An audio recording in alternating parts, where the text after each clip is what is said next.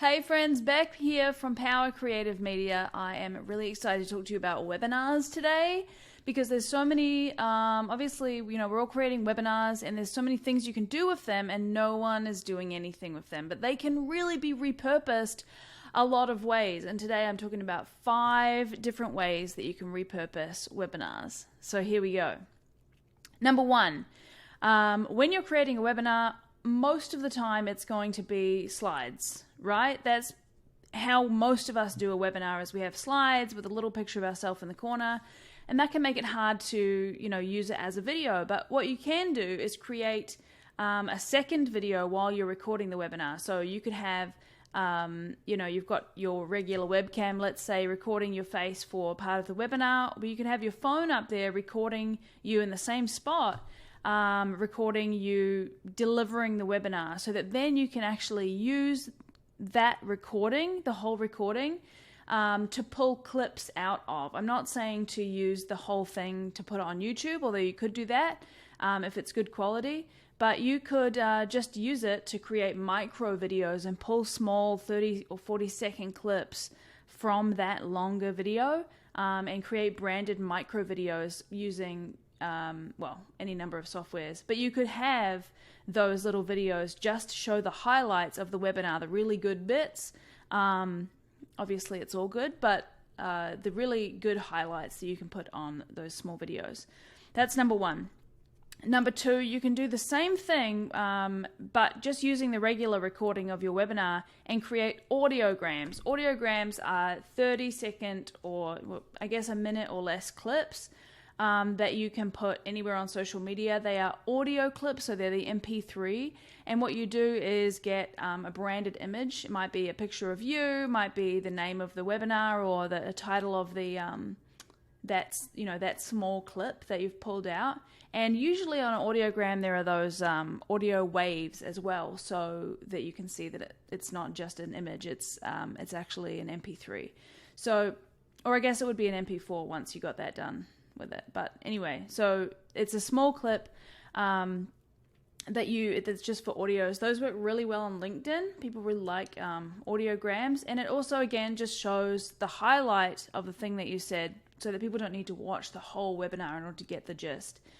All right, so then again, you could do the exact same thing with the audiograms. This is number 3, but you do it with videos. So even though you're sharing your screen and maybe your face is really small there, this is not, I don't really recommend doing this, but it is a thing that you can do. If you have a really good clip on your webinar, and you didn't record your whole face doing it, maybe you need the visual of the slides in order to make the point or something, you can make a little clip that just shows that clip of the webinar. Totally cool, and might be really helpful for your audience to see. Again, pulling out something that you said that was really great, like a highlight from your webinar.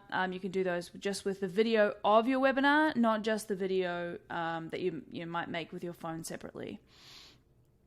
All right, number 4, written posts. There's so many great posts that you can make pulled from your webinar. It's just what I like to do is get a transcription done after a video, so then you can actually read through a lot better. It's a lot faster to pull out written posts, and also write engagement questions as well based on the things that you talked about in the webinar. This is really good for engagement on Facebook or Instagram or LinkedIn. Those types of questions are really helpful, and they might also help you to get some good customer research done, right? After you see all the things that people write on those questions, that will help you to understand them better and help you write your copy. Number 5, and this one is something a bit out there. You might not have thought of it, and that's taking the slides from your webinar and putting them on Slideshare.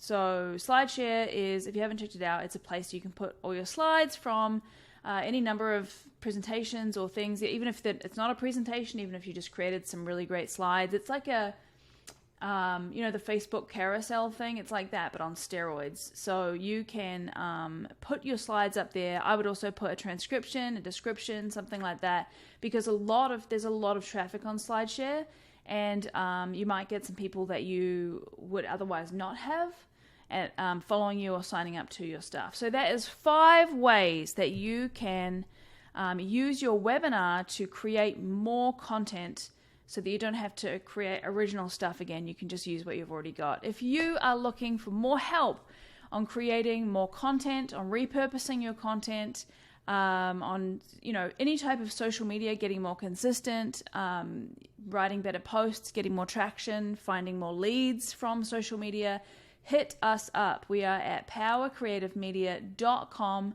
If you need anything at all, email me, Beck at powercreative.me.